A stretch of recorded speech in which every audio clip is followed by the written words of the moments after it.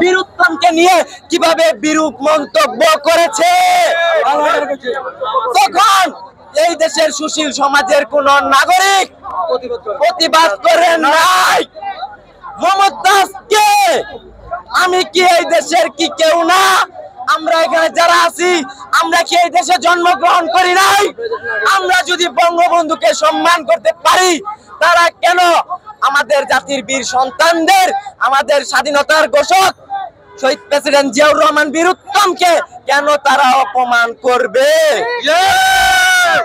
আমরা জানতে চাই, যারা এই দেশে হাজার হাজার কোটি টাকা লুট করে নিয়েছেন, যারা দেখিয়েছেন আমরা খুব উন্নয়ন করছি, হেডামালা লোক, আমাদের বিরুদ্ধে কেউ নাই, আমরাই সব, ক্ষমতা কোনোদিন চিরস্থায়ী থাকে না। আজকে এর বাস্তব জলযন্ত্র প্রমাণ সালমান এফ রহমান, যিনি কিনা চোরের মতো দাড়ি কেটে এই দেশ থেকে পালাতে চেয়েছিল।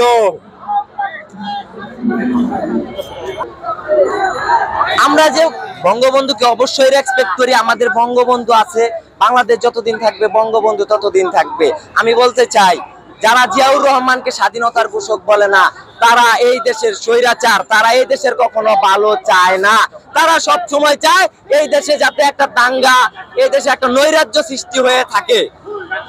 আমরা, আপনি তো বলেন যে শহীদ প্রেসিডেন্ট জিয়াউর রহমান বীরুত্তমকে ওনারা স্বীকৃতি দেয় নাই স্বাধীনতার ঘোষক হিসেবে। আমরা তো এটাও দেখেছি যে একজন বীরুত্তমের কবরকে উঠিয়ে দিতে চায়, এটাও তো আমরা বাংলার জমিনে দেখেছি। আমরা এটা বলতে এরকম করব না যে আমরা বঙ্গবন্ধুকে অসম্মান, আমরা প্রত্যেক বীর সন্তানদের সম্মান করতে চাই। আজকে যদি আমরা সম্মান না করতে পারি, বিগত দিনে আমাদের ভাইয়েরা যারা শহীদ হয়েছে, আমার আবু সাইদ ভাই, আমার মুগ্ধ ভাই, যারা দেশের জন্য, অধিকারের জন্য জীবন দিয়ে গেল, তারা তাদেরকেও কেউ সম্মান করবে না। আমরা সম্মান করলে আমাদের দেশের বীর সন্তানগুলোকে তারাও অবশ্যই, আমার দেশের যারা বীর সন্তান আছে, আবু সাইদ ভাই আছে, মুগ্ধ আছে, তাদেরকেও একসময় সম্মান করবে। আমরা দেশে শান্তি চাই, আমরা দেশে শৃঙ্খলা চাই, আমরা কোনো নৈরাজ্য চাই না।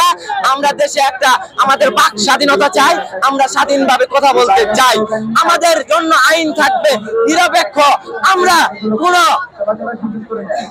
অন্যায়, অত্যাচার, জুলুমকে ভয় করে থাকতে চাই না, কারো রক্ত চক্ষুকে আমরা ভয় করতে চাই না।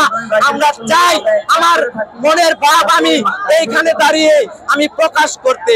আমরা কারো রক্ত চক্ষুকে ভয় পাই না। আমরা শুধু একটা পাকিস্তানি হানাদার বাহিনীর গাড়িতে শেখ হাসিনাকে ঢাকা মেডিকেলে নিয়ে ওখানে সিজারের মাধ্যমে সজীবদের জয় পৃথিবীতে ভূমিষ্ঠ হয়েছে, এবং সকল সরকারি সুযোগ সুবিধা নিয়ে, পাকিস্তান সরকারের সুবিধা নিয়ে শেখ মুজিবের পরিবার ওখানে থাকছে।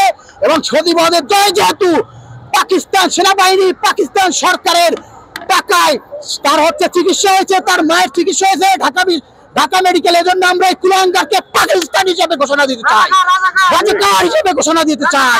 রাজাকার হিসেবে যেহেতু পাকিস্তান পৃথিবীতে যখন ভূমিষ্ঠ হয়ে কুলাঙ্গার এই যে দেশদ্রোহী পাকিস্তান 23 বছর আমাদেরকে শাসনের বদলে শোষণ করেছে, যেহেতু এই পাকিস্তানিদের টাকায় সে তার পৃথিবীতে ভূমিষ্ঠ হয়েছে, ঢাকা মেডিকেলে গিয়ে তার মাকে পাকিস্তানি গাড়িতে আনা নেওয়া করছে, সরকারি সুবিধায় দেখেছে, যেহেতু সে পৃথিবীতে ভূমিষ্ঠ হয়ে পাকিস্তানের টাকা মুখে দিয়েছে, পাকিস্তানি টাকায় সে খাবার মুখে দিয়েছে। সুতরাং এই কুলাঙ্গারকে আমরা পাকিস্তান হিসেবে ধিক্কার জানাই। এবং প্রিয় দেশবাসী, আজকে আপনাদের এই যে নতুন যে আমি নিউজটি দিলাম, নতুন যে খবরটি দিলাম, এটা 100% সত্য। আপনারা 100% সত্য। আপনারা 71-এর বিভিন্ন বই আছে, বিভিন্ন আপনার লেখকের বিভিন্ন আন্তর্জাতিক মানের রিসার্চ আছে, আপনারা উক্ত রিসার্চ আপনারাও রিসার্চ করবেন। রিসার্চ করলে ওখানে শেখ মুজিবের পরিবার কেউ মুক্তিযুদ্ধে অংশগ্রহণ করে নাই, আওয়ামী লীগের 2-4 জন ছাড়া কেউ মুক্তিযুদ্ধে অংশগ্রহণ করে নাই। তারা সবাই ভারতে গিয়ে উল্টোপাল্টা কর্মকাণ্ড করেছে, স্বাধীনভাবে ওখানে চলছে। এবং ওখানে বিশেষ একটা জায়গা আছে, যে জায়গাটা আজকে লক্ষ কোটি ছাত্র জনতার মাঝে আমি বলতে চাই না, ওই জায়গায় তারা রাত্রে ফুর্তি করেছে। তারা স্বাধীনতা মুক্তিযুদ্ধের সময় 1971 সালে দীর্ঘ 9 মাস মুক্তিযুদ্ধের সময় সারা পৃথিবীতে এই যে দীর্ঘ 9 মাস মুক্তিযুদ্ধের কারণে পৃথিবীতে যে বাংলাদেশ নামে একটি স্বাধীন রাষ্ট্র প্রতিষ্ঠিত হয়েছে।